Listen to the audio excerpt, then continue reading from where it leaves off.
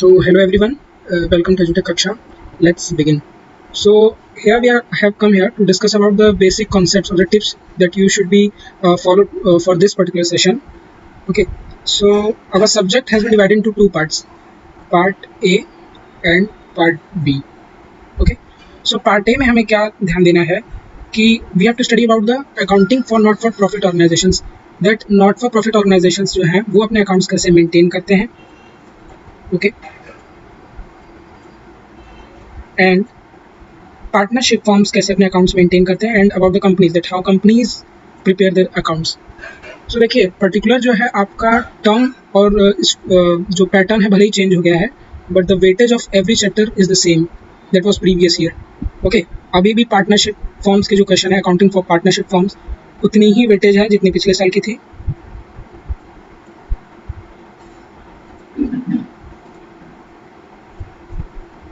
अभी भी accounting for companies की उतनी ही वेटेज है जितनी पिछले साल थी. Financial statement for not for profit organisations की भी उतनी वेटेज है. पार्ट बी के बारे में अगर डिस्कस करें हम तो जो फाइनेंशियल स्टेटमेंट जो कंपनीज बनाती हैं उनका एनालिसिस इसके बारे में डिस्कशन पार्ट बी में होता है.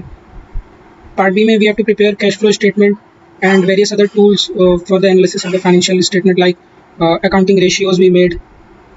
Okay, so we have to focus on these topics in part B.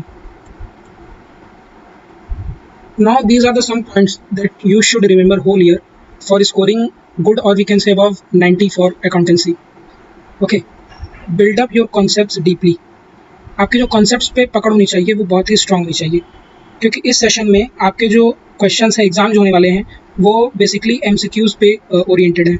So आपकी जो concepts पे deep पकड़ होनी चाहिए. अगर आप कॉन्सेप्ट पे आपका स्ट्रॉन्ग होगा तो आप long term questions as well as जो छोटे क्वेश्चंस हैं दोनों इजीली सॉल्व करेंगे. ओके, सेकंड पॉइंट पे हम आते हैं, गिव मिनिमम 2 आवर्स डेली. ये जो रिक्वायरमेंट है सब्जेक्ट की that you should have to give at least 2 hours per day for this subject. Okay, and the third one point 1 our.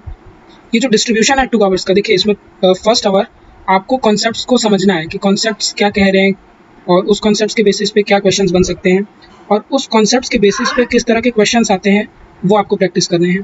तो पहले घंटे में तो आपको वो कॉन्सेप्ट समझने हैं और फिर अगले घंटे में आपको जो उसके बेसिस पे क्वेश्चंस आएंगे वो प्रैक्टिस करना है. अब आते हैं फोर्थ पॉइंट पे, illustrations and practical questions related to the topic that you will study on that day should be practised on the same day.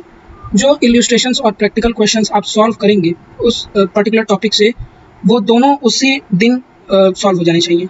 Suppose आपने किसी एक पर्टिकुलर टॉपिक से इलस्ट्रेशन सारे सॉल्व कर लिए, अप टू 20 इलस्ट्रेशंस आपने अगर सॉल्व कर लिए तो 20 प्रैक्टिकल क्वेश्चंस भी उसी दिन सॉल्व हो जाने चाहिए. ओके, 3 की points for scoring above 19 accountancy. देखिए की पॉइंट्स जो हमें बहुत ही ध्यान से समझने हैं कि हमें अगर अच्छा स्कोर करना है अकाउंटेंसी में तो जो चीज़ों पे हमें स्ट्रॉन्ग करना है, जो पॉइंट्स वो ये बेसिकली 3 है कि हमें अपनी स्पीड बहुत अच्छी करनी होगी और कॉन्सेप्ट पे जो कंट्रोल है, कॉन्सेप्ट की जो क्लैरिटी है वो बहुत स्ट्रॉन्ग होना चाहिए.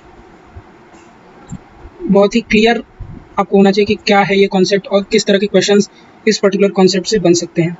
और लास्ट है प्रैक्टिस. अब जितना ज़्यादा से ज़्यादा प्रैक्टिस करेंगे किसी एक पर्टिकुलर टॉपिक से, जितने ज़्यादा से ज़्यादा क्वेश्चन आप प्रैक्टिस करेंगे वो टॉपिक आपका उतना ही स्ट्रॉन्ग हो जाएगा.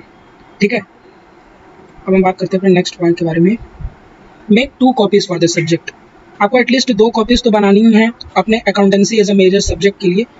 उसमें क्या है कि आपको एक कॉपी में तो आपके सारे कॉन्सेप्ट्स लिखने हैं कि उस कॉन्सेप्ट से रिलेटेड पर्टिकुलर कॉन्सेप्ट से रिलेटेड फॉर्मूलाज क्या होंगे. ओके, और शॉर्ट टाइप क्वेश्चंस किस तरह के उससे पूछे जा सकते हैं. एंड दूसरी कॉपी जो आपको बनानी है वो क्वेश्चन से सॉल्व करने के लिए, उससे आप लॉन्ग टर्म क्वेश्चन या शॉर्ट टर्म क्वेश्चन उस टॉपिक से क्या पूछे जाएंगे.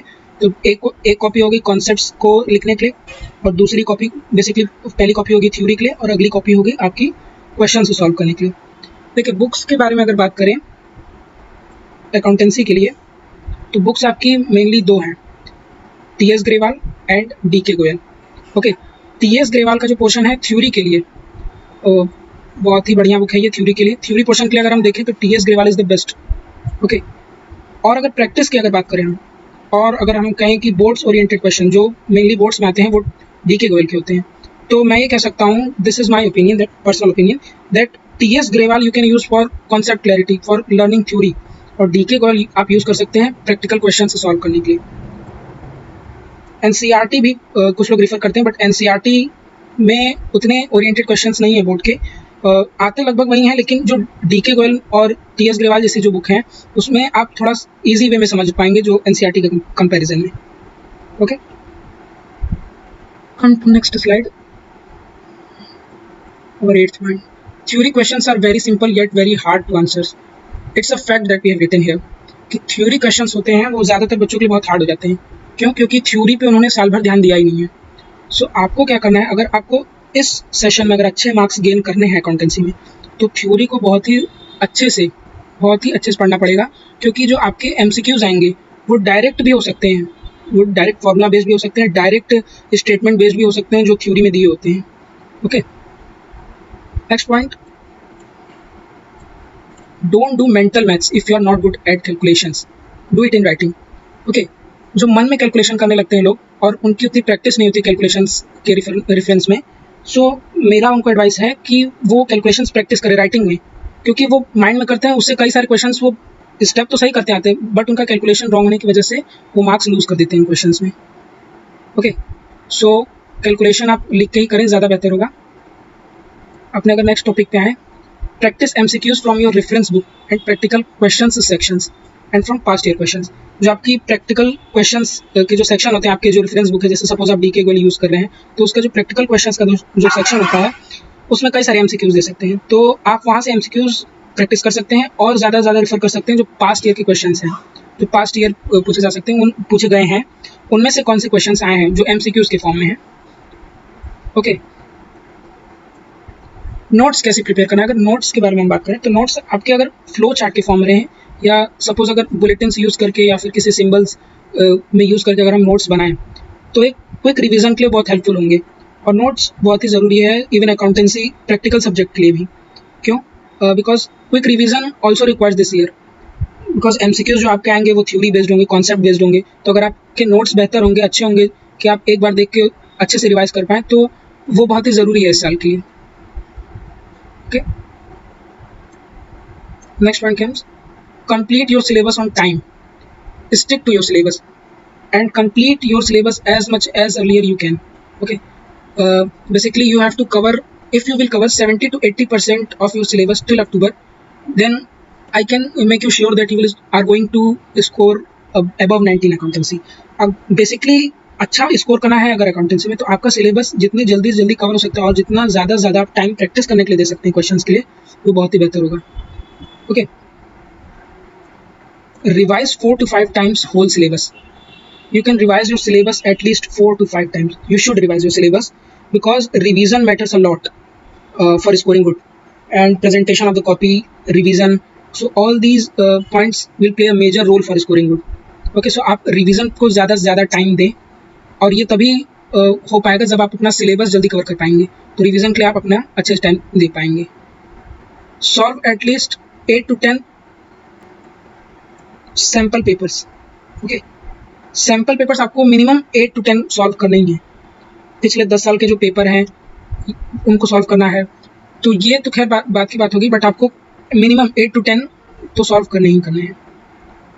Try to complete paper on time. देखिए, जो अबव मेंशन पॉइंट्स थे उनका मेरा कहने का मोटिव यही था कि आप अपने पेपर को एक टाइम पे कंप्लीट करें। अकाउंटेंसी में प्रॉब्लम बच्चों की ये होती है कि टाइम पे उनका पेपर नहीं पता है, वो कई सारे क्वेश्चंस छोड़ के आ जाते हैं, है ना।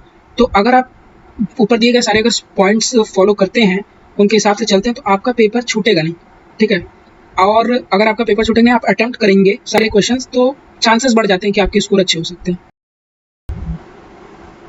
तो हमारे चैनल पे CBSE अपडेट और टाइम टेबल और स्ट्रेटजी को लेके वीडियोस अपलोड हो चुकी हैं, तो अगर आपने अभी वो वीडियोस नहीं दिखी हैं तो डिस्क्रिप्शन में दिए हुए लिंक से आप उन वीडियोस को देख सकते हैं। और हमारे बिजनेस और इकोनॉमिक्स के अपकमिंग वीडियोस को देखने के लिए आप हमारे चैनल को सब्सक्राइब कर लें और बेल आइकन को प्रेस कर दें। Thank you.